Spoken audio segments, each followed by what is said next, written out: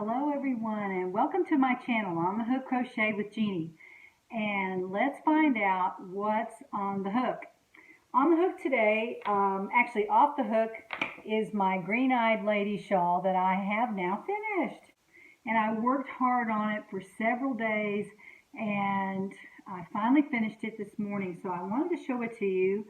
And my friend Becky, who dyed this yarn for me, she's out of town, but if she's watching Facebook or my videos, then she'll get to see this, and she had asked me if she could see it. So I'm going to show it on a video today and probably post a picture on my Facebook group this evening. But I wanted to show this to you because it turned out so beautifully that, and I'm going to take it off in a second and I'll show you some of the special parts about the pattern.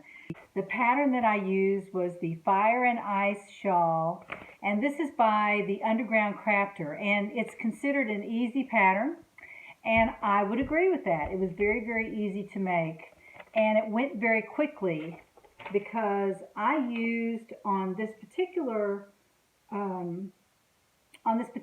scarf, I used a J hook, and this is DK yarn, and it took about maybe 450, 425 yards.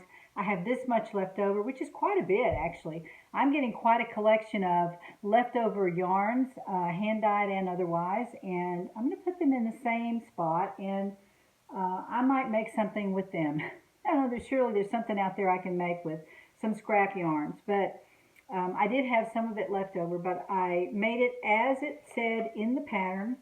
I made it all the way to the end where you end up with 6 stitches at the opposite end of where you started. I made it exactly as the pattern said. I also made the edging on the pattern, and I made the rounded tips as well. So everything was as shown in the pattern, and there were only 4 different rows to remember, 2 all the way up to the midpoint, and then 2 different ones from the midpoint to the end. So it was very, very easy to do. I was working on it without any instructions for a while, and there are no stitch counts on this, which is right up my alley. You just go till you finish on the end of the row, and then you go back the other way. And if you're missing a stitch or 2, which I think happened to me here and there, I just caught up on the next row, and it was usually because I'd forgotten to chain one between 2 double crochets or something, and then on the next row I noticed the chain was missing, so I just went right into that space anyway and acted like I'd done the chain. So everything worked out very, very well. This pattern is shown in the Shawl and the Ball, which would be quite gorgeous in this, but I did use the DK hand-dyed wool and nylon that my friend dyed for me. So I just wanted to show you this because it is so gorgeous in person, and I'm going to take it off and let you see what it looks like. This is it up close, and if you'll notice, and I think I've shown this on a previous video, the colors are so beautifully blended, and the hue is different, but the color is the same, if you know what I mean. It's all the same green tone, but the concentration is not as deep in some areas as it is in others, but it's very well spaced across. It's not stripy, obviously. Now this pattern, which I really like, is very easy to do. It's in a triangle, as you can see that. This is the end of the triangle, and here are the ends of the scarf. We have 2 sides just alike. And right in the middle where the point comes down, the designer has put some solid rows in here. And I really like these. If you can see those, it's almost like pointing to the point. I just think that's beautiful. It adds interest to the scarf. And it's not all done just in lace and 1 row of double crochet. There are 3 or 4 rows right here in the middle that kind of point down to the point. I just really like the way that looks. I guess you can see that. Yes, you can. Also, some interest on this scarf, and I think I showed this to you once before, but on the ends, it's done in a circle. So it doesn't come to a point. It comes comes to a rounded edge on the bottom. And I really like that. It's a nice finish. And you do your circle and you move to the other end of the scarf. And there's no way to do one on the other end of the scarf. So you have to make a separate one and then sew it on, which took me, you know, all of 3 minutes. It just didn't take long at all. But I really, really love this scarf. And you can wear it like this too, which I'm not a big fan of, but it's plenty big to wear like this. And you can just put a scarf pin here, or you can tie it in the middle and wear it this way. I'm not a big fan of this for me, but I like it. You can also turn the edges over, which I did this morning when I was trying it on, and make a collar right there. You see what I'm doing? You make a collar right there, and it brings it up under your hairline, and then tie it or roll it up, and it doesn't pull as much on your shoulders that way. It pulls away from your shoulder.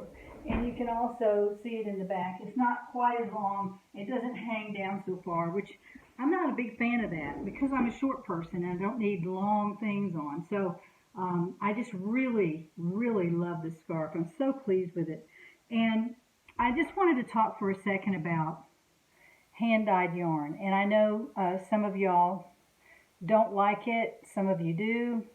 I've never used hand-dyed yarn until 6 months ago. And I didn't even know it existed because it used to not exist. I think it's probably a new phenomenon. When I buy commercial yarn, it doesn't feel the same, it doesn't look the same, but it also costs a lot less than the hand-dyed yarn. So when I buy some of this, it's very, very special.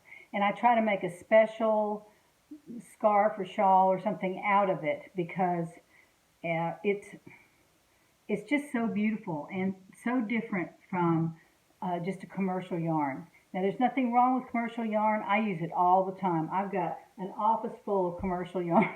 I have very few hanks of hand dye, but when I get some, I just get really excited because if you look at it closely, the colors are different. You can't get something like this in commercial yarn. I've never seen anything like it. So I'm very, very pleased with that. So that's what I have finished. That's my finished object for the day. And I do want to show you a couple of other projects that I have going on. First of all, a friend of mine named Judy sent me some yarn. She sent me 2 types of yarn, and one of them was a small ball of Deborah Norville Garden Serenity yarn. And this particular color, which is my very favorite, which is green and white and hues of green, different colors of green. She sent me this one ball, and I thought, you know, I'm going to see if I can get a corner to corner out of that because there are 185 yards of it. It's a number 2, and if you use a big enough hook, I think that it would work. So I started working on this morning. Now, I haven't spent that much time on it. I'm using a K hook, but it works. And let me show you what I have so far. This is of course, the Fortune Shawlette pattern because I can do it really quickly and it looks so beautiful when you get done. So I am making it out of this, and I shouldn't have to work on it much longer. I'm not going to make a huge scarf. It's probably going to be the same size as the yellow summer scarf that I made, I don't know, a few weeks ago. And it'll probably be pretty lightweight. It's very, very light. Now this is 100% acrylic, but it feels like cotton. You could have fooled me. I had to actually look at the label to make sure, but it's 100% acrylic. And so it's gorgeous. It's just really, really pretty.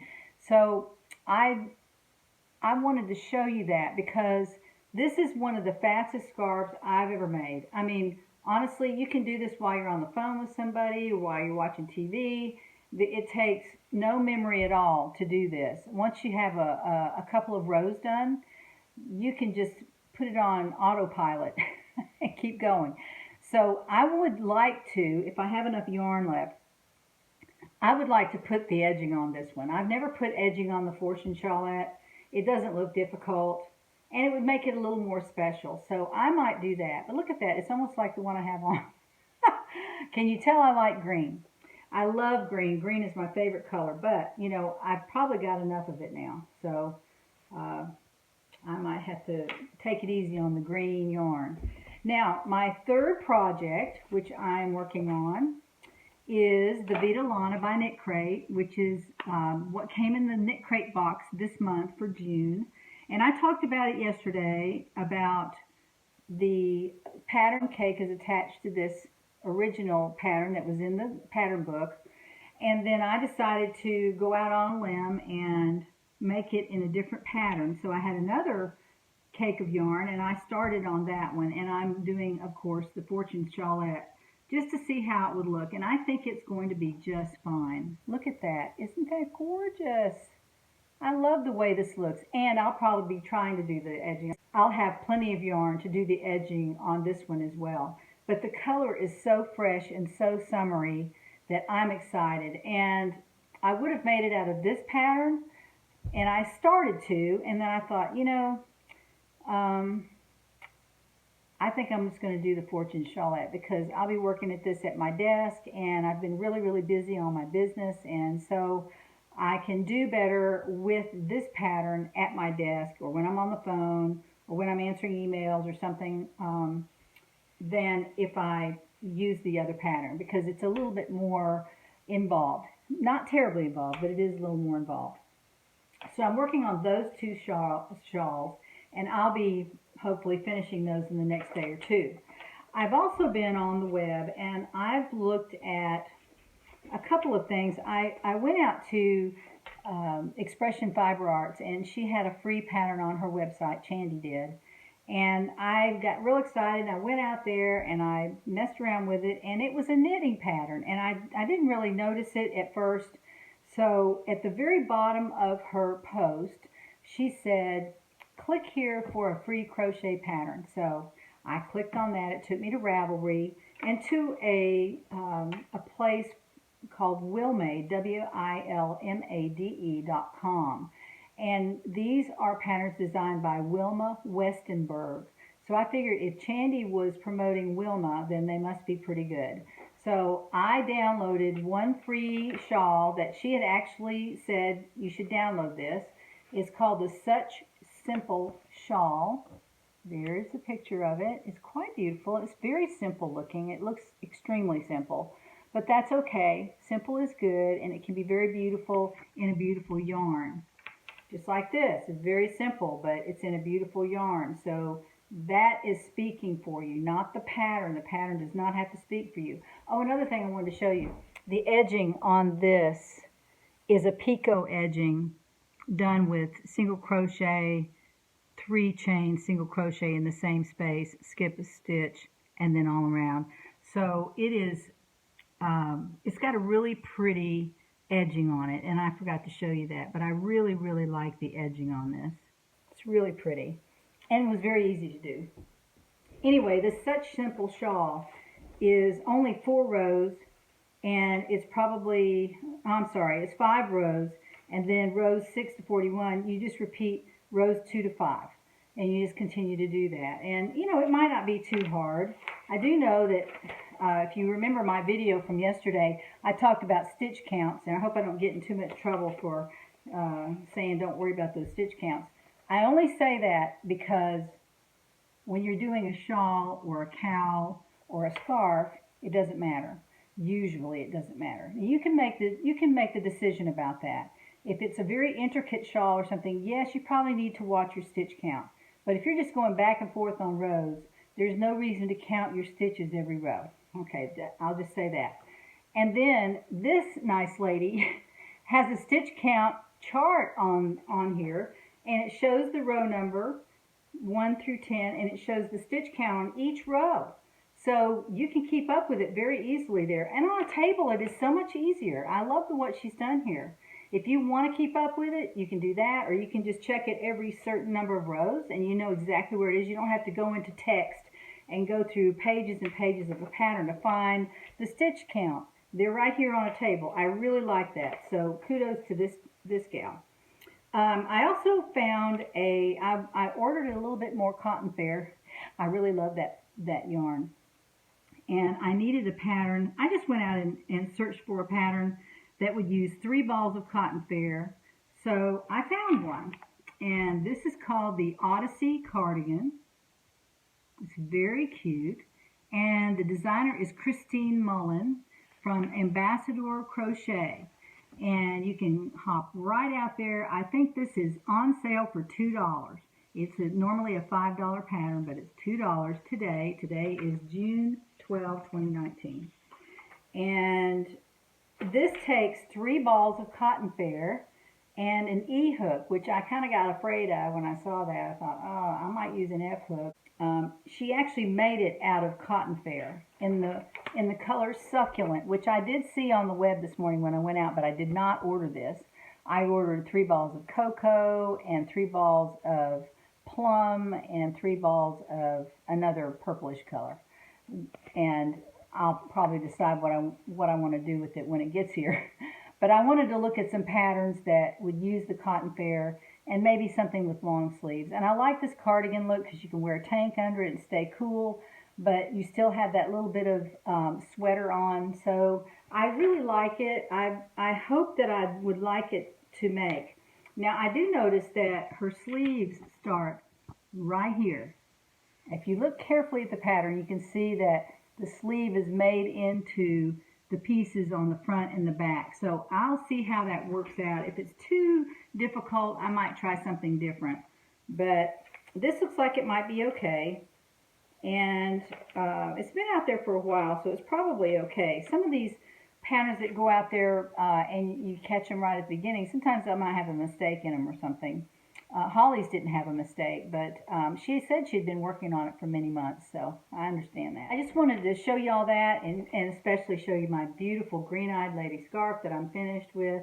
And you know, it's not hot. I've been wearing it now for a little while around the house, and that's usually my temperature gauge. If I'm in the house, we don't keep our house extremely cold, so if you're wearing a scarf and you get really hot, then you know you probably can't wear it outside. But today it's just in the 70s. It's supposed to be in the 50s tonight. So I'm all cozy in my Green Eyed Lady scarf. And I hope y'all like it. I hope you might try it. It's a DK yarn, about 500 yards. It wasn't hard to do. And it turned out really pretty. So I would hope that you might give it a try. It's the Fire and Ice Shawl. And I will put a link to it down in the description box so you can find it, and the other patterns as well. So if you're interested in those, you can pop out there and print one off and give it a try. Okay, so I hope y'all have a wonderful week, and join me next time to find out what's on the hook.